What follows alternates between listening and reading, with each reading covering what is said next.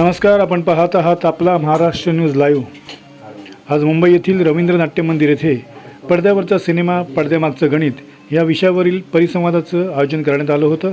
यावेळी स्वाती म्हसे पाटील, व्यवस्थापकीय संचालक, महाराष्ट्र चित्रपट रंगभूमी आणि सांस्कृतिक विकास महामंडळ यांनी साधलेला हा संवाद। अखिल भारतीय मराठी चित्रपट महामंडळाचे अध्यक्ष युवराज राजे भोसले, अशोक राणे,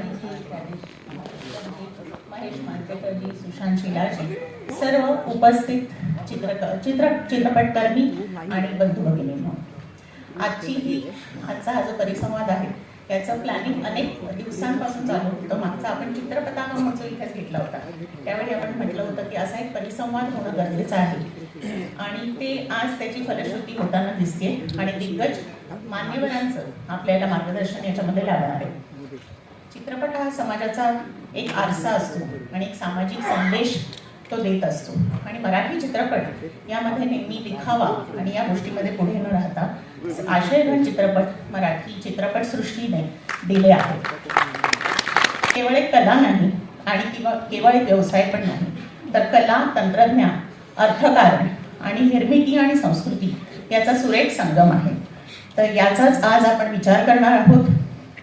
चित्रपट निर्मितीचे आणि संकलनाचे, आस्वादनाचे आयाम आता पश्चात नाही, कोविड पश्चात किंवा अलीकडच्या काळात बदललेले आहे, तंत्रज्ञान बदललेलं आहे आणि जीवनच एकूण प्रभावी झालं आहे। आज स्मार्टफोन, स्मार्ट टीव्ही, OTT या सगळ्यामुळे नवीन आव्हानं निर्माण झालेली आहेत आणि जणू त्याचा एक फायदाही आपल्याला होतोय, पण हे आव्हान पण आहे।